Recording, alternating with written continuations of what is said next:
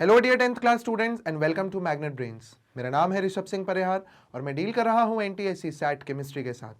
आज के इस लेक्चर में हम NTSC class 10th chemistry previous year questions 2020 को डील करने वाले हैं, इन्हें सॉल्व करने वाले हैं।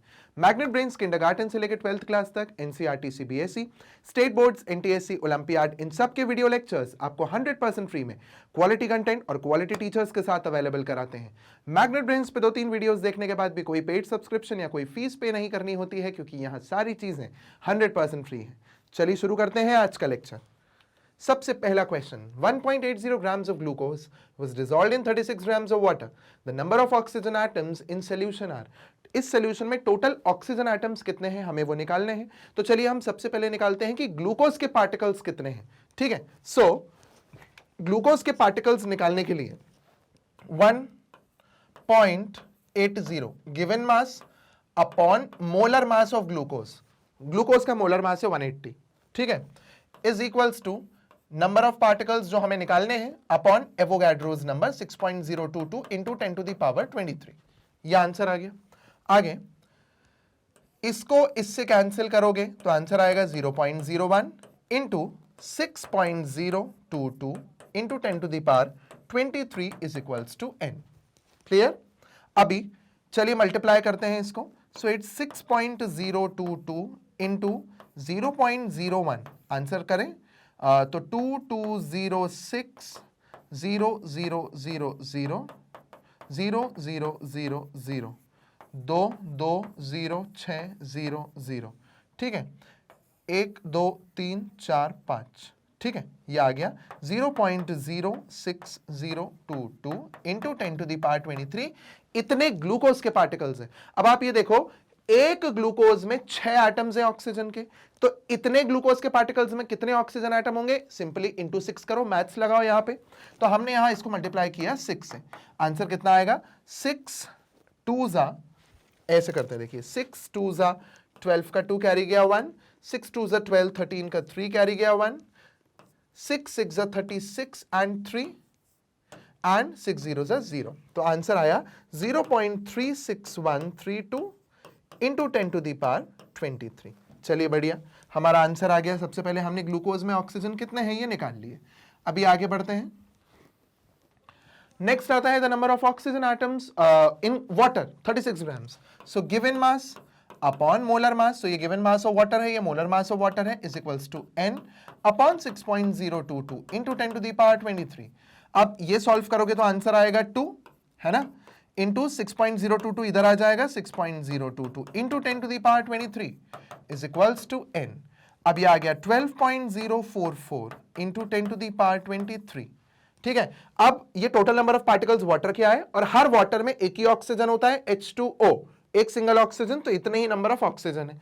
अब उसको और इसको ऐड कर दो तो इट वुड बी 0.361, इतना ही ले लेते हैं, इंटू 10 टू द पावर 23, 4 5 6 7 8 9 10 का 0 कैरी गया 1, 3 4 12.405, ठीक है। 2 डेसिमल प्लेसेस तक अगर आप लेते हो तो आंसर आएगा 12.40 इंटू 10 टू द पावर 23। हमारा आंसर है 12.40 इंटू 10 टू द पावर 23। चलिए चेक करते हैं option D, it's correct. Consider the following statements. हमें करना क्या है, स्टेटमेंट दिए हुए हैं एंड पूछा है correct statement is are, correct statement बताना है। चलो, FCl, N and O are electronegative, बिल्कुल सही चीज है भाई, ये इलेक्ट्रोनेगेटिव एलिमेंट्स है। वो FCl तो वो जो है वो हैलोजेंस है, नाइट्रोजन ऑक्सीजन इलेक्ट्रोनेगेटिव होते हैं, तो they are electronegative. Electrons in the atoms given in statement 1 are in K and L shell only. जो इलेक्ट्रॉन्स हैं इन एटम्स के, मतलब जो हमको ऊपर दिए हुए हैं, इनके K और L शेल में होते हैं, तो fluorine, chlorine, nitrogen and oxygen. चलो ठीक है, हम देख लेते हैं अभी। K शेल और L शेल, है ना, K और L। फ्लोरीन होता है 2 and 7, क्लोरीन होता है 2 8 7, ये होता है 2 and 5, ये होता है 2 and 6। क्लोरीन ऐसा है जिसमें Kl M भी आ रहा है साथ में, ये स्टेटमेंट गलत हो गया। Tendency of forming cations decreases in second period of periodic table up to F। जैसे जैसे आप लेफ्ट से राइट की तरफ जाते हो, कैटायन बनने की टेंडेंसी कम होती है। बिल्कुल सही बात है, पीरियोडिक क्लासिफिकेशन ऑफ एलिमेंट्स में से क्वेश्चन है। यहां मेटल्स होते हैं, यहां नॉन मेटल्स होते हैं, है ना, यहां मेटल होते हैं, यहां नॉन मेटल होते हैं। तो जो मेटल्स होते हैं उनमें कैटायन बनाने की टेंडेंसी होती है, वो फटाक से पॉजिटिव चार्ज लेने को तैयार होते हैं। बट जो नॉन मेटल्स होते हैं उनमें टेंडेंसी नहीं होती है पॉजिटिव बनाने की, क्योंकि वो इलेक्ट्रॉन को लेना पसंद करते हैं। तो ये जनरली नेगेटिव आयन बनाना प्रेफर करते हैं। तो टेंडेंसी पॉजिटिव आयन बनाने की लेफ्ट टू राइट कम हो रही है। तो ये स्टेटमेंट भी सही है। That means 1 and 3 only, option C. ठीक, आगे, let T temperature, H humidity and V wind speed, which of the following are the best suited conditions for drying up of clothes? Temperature ज्यादा होना, humidity कम होना और wind speed ज्यादा होना, ये condition है कपड़ों को जल्दी सुखाने के लिए। तो देखते हैं, टेम्परेचर 40 सबसे ज्यादा टेम्परेचर इसी का है, ह्यूमिडिटी 10%, 20, 30, 40 सबसे कम ह्यूमिडिटी इसी की है, और विंड स्पीड 45, 35, 25, 15 सबसे ज्यादा विंड स्पीड भी यहां है। तो ऑप्शन ए करेक्ट होना चाहिए। ठीक है, आगे बढ़ते हैं। 100 ml of solution containing 0.1 mole of NaOH per liter was mixed with 100 ml solution containing 0.02 moles of H2SO4 per liter. The amount of NaOH in the mixture in grams will be. चलिए देखते हैं। सबसे पहले आपको क्या बोला है उन्होंने, 0.1 मोल ऑफ NaOH। अगर 0.1 मोल NaOH है तो उसमें OH माइनस आयंस कितने निकलेंगे? 0.1 मोल। OH माइनस आयंस भी उतने ही होंगे जितना NaOH है, हर NaOH में एक OH माइनस है। अब देखो H2SO4 कितना दिया है, 0.02 मोल H2SO4, तो हर एक H2SO4 में 2 हाइड्रोजन है। तो अगर 0.02 मोल H2SO4 है तो H प्लस का जो मोल्स होगा वो इसके डबल होगा, क्योंकि एक H2SO4 में 2 हाइड्रोजन है ना। So it would be 2 into 0.02 which would be 0.04, है ना।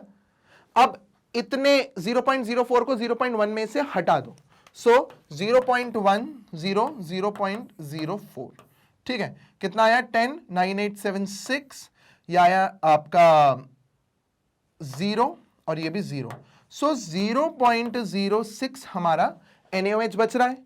अब एक NaOH का मास होता है 40, तो आप 0.06 है तो आप इसको इंटू 40 कर दो, तो कितना हो जाएगा?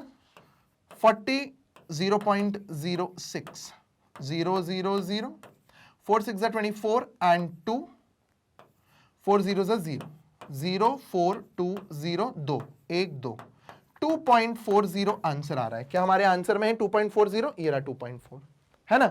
NaOH जितना बच रहा था इंटू 40 कर दिया मैंने उसके एटॉमिक मास से, तो मुझे वो इन ग्राम्स निकल के आ गया। NaOH in the mixture in grams will be 2.4।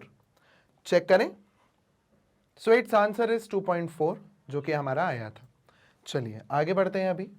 On oxidation with alkaline KMnO4 followed by acidification of the reaction mixture, which one of the following alcohols would produce an acid having 3 structural isomers?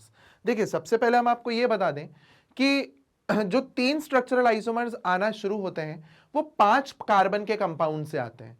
हमने ये पढ़ा भी हुआ है carbon and its compounds में कि butane जो है, जो ब्यूटेन है वो सबसे पहले 2 आइसोमर्स होता है, फिर जो पेंटेन है उससे 3 आइसोमर्स हमें मिलना शुरू होते हैं। तो विदाउट एनी डाउट हम सीधा पेंटेनॉल पे क्लिक कर सकते हैं,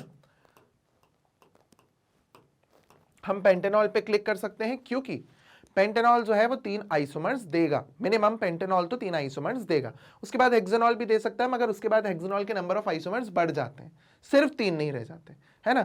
तो एग्जैक्ट 3 पेंटेनॉल देता है। ठीक, चेक करते हैं, इट्स पेंटेनॉल। आगे, atomic number of an element Z is 16. Element Z has 2 isotopes Z1 and Z2 with 16 and 18 neutrons respectively. The average atomic mass of a sample of the element Z is 32.1. Which of the following percentage of Z1 and Z2 in the sample is correct? बड़ा ही simple question है, structure of atom से ये आया हुआ है। Average atomic mass निकालने वाले फॉर्मूले को हम पुट करके यहाँ पे करेंगे। उनने हमें एटॉमिक नंबर दिया है 16, नंबर ऑफ न्यूट्रॉन्स दे रखे हैं उनने। चलो तो दोनों आइसोटोप्स के हम निकाल लेते हैं मासेस। तो 16 प्लस 16 एक का हुआ 32 और 16 प्लस 18 दूसरे का हुआ 34।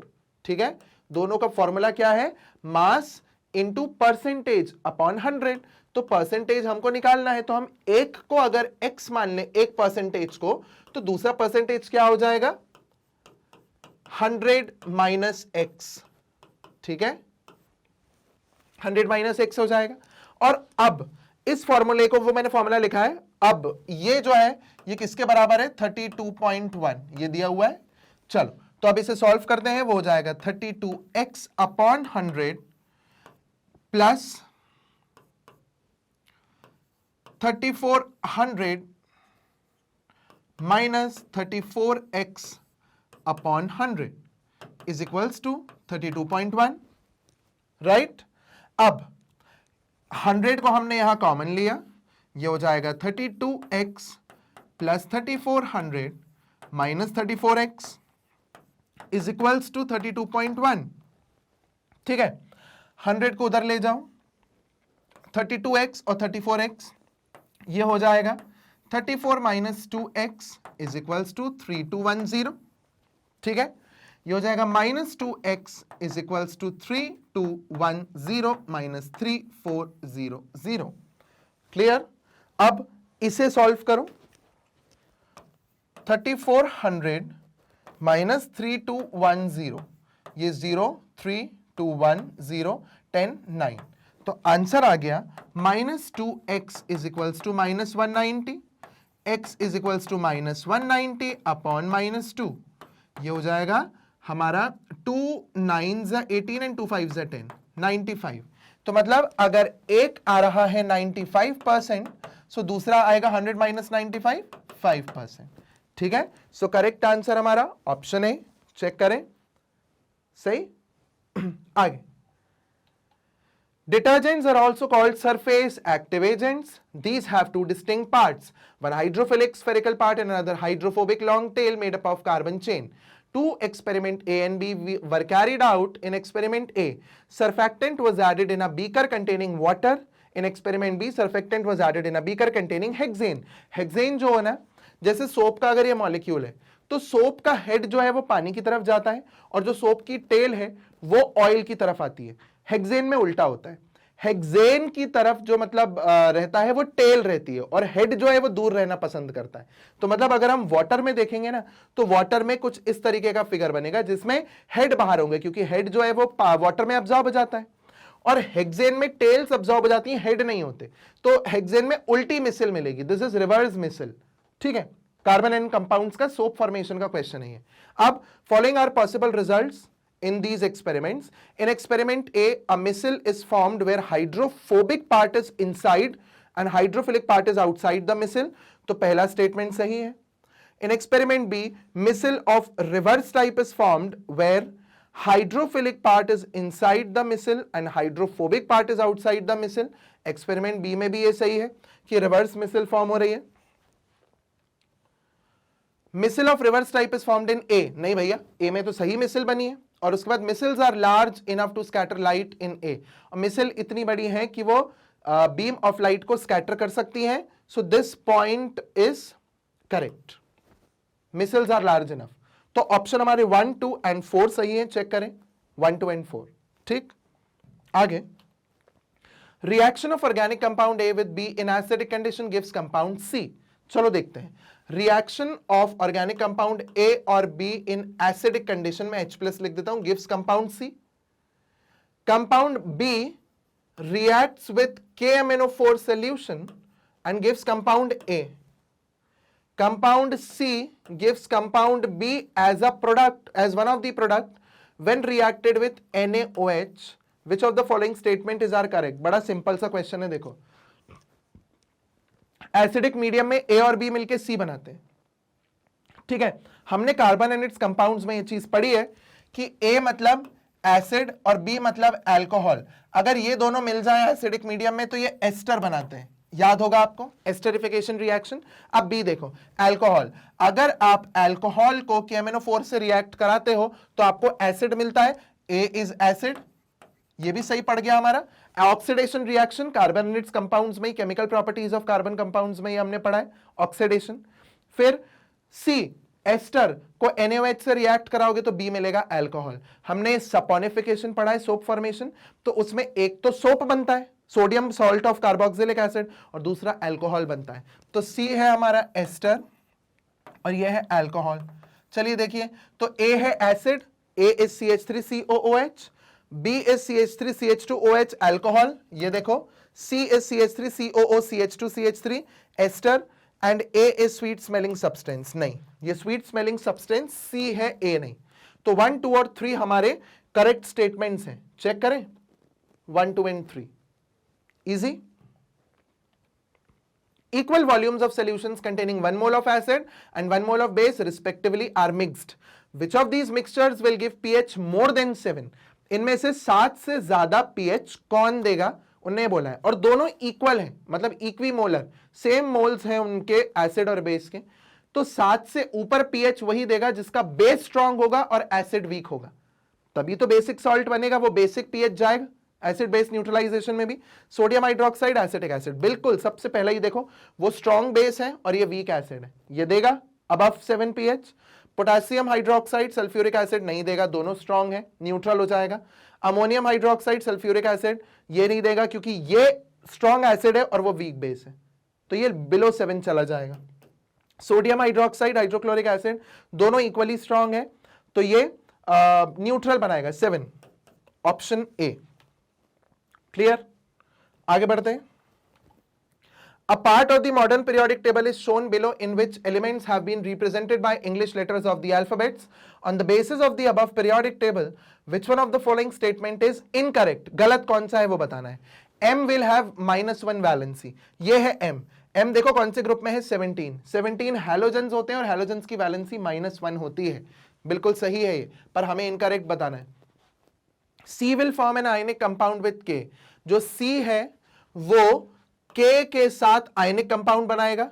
ये हैलोजन है, ये मेटल है, metal non metal ionic compounds बनाते हैं, ये भी सही है। H will form a covalent compound with A, H जो है वो A के साथ कोवैलेंट कंपाउंड बनाएगा। वैसे भी जो ग्रुप पहला होता है उसमें सबसे ऊपर होता ही H है, तो H के साथ कोवैलेंट कंपाउंड ही बनाएगा, बिल्कुल सही। B is small in size as compared to D and K, B जो है वो D से भी छोटा है और K से भी छोटा है, तो गलत। B D से तो छोटा है क्योंकि डाउन द ग्रुप साइज बढ़ता है तो D बड़ा होगा, but from left to right across a period size छोटा होता है, तो K जो होगा वो B से छोटा होगा। तो ये वाला स्टेटमेंट गलत है, option D is wrong, incorrect. Okay, next, consider the electrochemical cell 1 and 2 shown in the following figures and select the correct statement about these two cells. Cell 1 produces pure copper sulfate, then cell 2. In both cells, insoluble impurities settle down. Copper from cathode will deposit on anode in cell 1. Copper from anode will deposit on cathode in cell 2. पहली चीज तो anode से cathode, ये electrolytic refining है जो हमने metals and non metals में पढ़ी थी, कॉपर वाला एग्जांपल। तो उसमें एनोड से कैथोड में कॉपर डिपॉजिट हुआ था, तो ये वाला ऑप्शन सही होगा। और दूसरी चीज आप एक और देख लो, यहां पे उनने कैथोड प्योर कॉपर को, ये देखो इस तरीके से, मतलब this is positive and this is negative, तो पॉजिटिव वाला पार्ट उनने जो कनेक्ट करा है वो प्योर कॉपर से किया हुआ है। एक्चुअल में जो कैथोड होता है उस पे प्योर कॉपर लिया जाता है और कैथोड जो है वो नेगेटिव होता है, जो कि इस डायग्राम में देखो छोटा वाला पार्ट इधर है, मतलब ये नेगेटिव है ये पॉजिटिव है, तो दिस डायग्राम इज करेक्ट। तो एनी हाउ ये डायग्राम ही गलत है, ये डायग्राम सही है। तो copper from anode will deposit on cathode in copper cell 2, बिल्कुल सही, ऑप्शन डी। ठीक है, आगे बढ़ते हैं। Read the following table, table देखते हैं। चलो हम एक काम करते हैं, ये वही टाइप की टेबल है, ऐसा एनसीईआरटी में भी एक एग्जांपल दिया है, अगर आप देखोगे एनसीईआरटी के एक्सरसाइजेस में। तो हम सबसे पहले क्या करते हैं, इसको देख के एलिमेंट्स को अरेंज कर देते हैं रिएक्टिविटी सीरीज के अकॉर्डिंग। चलो, सो ZnSO4 में Zn है, ठीक है, हम पहले इनको अरेंज कर दें, जिंक है, आयरन है और कॉपर है, इस तरीके से है ये। अब X जो है वो तीनों के साथ रिएक्शन नहीं कर रहा, मतलब किसी को डिस्प्लेस नहीं कर सकता, सबसे नीचे X। Y जो है वो कॉपर को डिस्प्लेस कर सकता है, देखो displacement reaction Y copper sulphate के साथ देगा, तो मैं कॉपर के ऊपर Y लिख देता हूं। Z तीनों को डिस्प्लेस कर देगा, ZnSO4 में Zn को, FeSO4 में Fe को, CuSO4 में Cu को, तो मैं एक काम करता हूं Z को सबसे ऊपर प्लेस कर देता हूं। तो अब मेरा ऑर्डर हो गया Z, Zn, Fe, Y, Cu and X, ठीक है। Reaction of Y with CuSO4 solution produces, मुझे करेक्ट स्टेटमेंट बताने हैं। Sir reaction of Y with CuSO4 produces copper metal, बिल्कुल सही, Y डिस्प्लेस कर देगा कॉपर सल्फेट में से कॉपर को। Z is more reactive element and X is the least reactive, Z सबसे ज्यादा रिएक्टिव और X सबसे कम रिएक्टिव है, बिल्कुल सही। Y is more reactive than X and less reactive than Y, Y is more reactive than X and less reactive than Z, बिल्कुल सही ये वाला स्टेटमेंट भी। Metal Y produces Zn on reaction with ZnSO4 solution, Y जो है वो Zn produce करता है ZnSO4 के साथ, कैसे करेगा भाई, Y Zn को डिस्प्लेस ही नहीं कर सकता, तो ये स्टेटमेंट गलत। Option 1 2 3 A correct.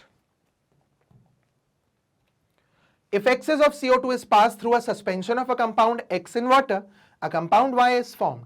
चलो अगर excess of CO2 आप किसी एक कंपाउंड है X उससे निकाल रहे हो तो Y बन रहा है, और ये excess of CO2 वाला अगर आपको याद हो तो हमने पढ़ा हुआ है इसको कि जब आप लाइम वाटर में से CO2 पास कराते हो तो वो CaCO3 बनाता है, फिर उस CaCO3 के मिक्सचर में आप और CO2 पास कराते हो, क्योंकि क्या है ना, जब आप CO2 को लाइम वाटर से पास कराते हो तो वो क्या बनाता है, वो बनाता है CaCO3, और CaCO3 एक ऐसा सब्सटेंस है जो पानी में सस्पेंशन बनाता है, तो हम बोल सकते हैं भाई कि ये CaCO3 बना रहा है, तो ये CaCO3 access of CaCO3 plus H2O, हमने रिएक्शन भी हमारी एनसीईआरटी में दी है कि अगर आप एक्सेस ऑफ CO2 पास करा दोगे CaCO3 के सस्पेंशन से तो बनेगा CaHCO3 होल ट्वाइस, ये बनेगा। और उन्होंने बोला कि अगर आप X और Y को H2SO4 में डालोगे तो एक कंपाउंड बनता है Z जो कि पानी में इनसोल्यूबल है ना, तो देखो CaHCO3 होल ट्वाइस और CaCO3 plus H2SO4 plus H2SO4, ये बनाएगा CaSO4, ये भी बनाएगा CaSO4 plus H2O plus CO2, ये बनाएगा plus H2O plus CO2, clear, plus H2O plus CO2 plus H2O plus CO2, number of H2O molecules में difference आएगा, यहां पे बस ये 2 हो जाएगा और कोई डिफरेंस नहीं। CaSO4 बना रहा है दोनों केस में, और CaSO4 पानी में इनसोल्यूबल होता है कैल्शियम का सल्फेट, ठीक है। सो अब आप देखो क्या हो रहा है, उन्होंने बोला X Y और Z बताओ, है ना, तो X तो हो गया मेरा CaCO3 जिसके साथ मैंने रिएक्शन की थी, Y हो गया मेरा CaHCO3, ठीक है, और वो भी HCO3 होल ट्वाइस होता है कैल्शियम बाइकार्बोनेट, है ना, and CaSO4, so option C, clear. चलिए तो इसी के साथ हमारा ये वीडियो और ये क्वेश्चंस होते हैं कंप्लीट। अब आपको ये बताया जाए कि मैग्नेट ब्रेन्स की वीडियो को आप किस तरीके से एक्सेस कर सकते हैं, तो वो 3 तरीके हैं, यूट्यूब चैनल, मोबाइल ऐप और ऑफिशियल वेबसाइट मैग्नेट ब्रेन्स की, विच इज www.magnetbrains.com। इन तीनों तरीके से आप मैग्नेट ब्रेन्स के ये रेंज ऑफ वीडियोस जो आपको बिल्कुल फ्री मिलते हैं, 100% फ्री, आप इन्हें एक्सेस कर सकते हैं। मैग्नेट ब्रेन्स इनके अलावा फेसबुक, इंस्टाग्राम, ट्विटर और टेलीग्राम पे भी अवेलेबल है, सोशल मीडिया प्लेटफॉर्म्स पे। आप यहां भी मैग्नेट ब्रेन्स को फॉलो और ज्वाइन कर सकते हैं, जिससे आप मैग्नेट ब्रेन्स के द्वारा कोई भी नोटिफिकेशन मिस ना करें और सारे अपडेट्स के साथ आप अपडेटेड रहें। इसके अलावा मैग्नेट ब्रेन्स आपको बुक्स और ई बुक्स का ऑप्शन भी प्रोवाइड करता है, जिसकी लिंक डिस्क्रिप्शन में दी हुई है। अगर आपको इन बुक्स की रिक्वायरमेंट है तो आप डिस्क्रिप्शन में दी हुई लिंक पे क्लिक करके फॉर्म भर सकते हैं, and our team will get back to you as soon as possible. So thank you for watching this video and keep watching Magnet Brains.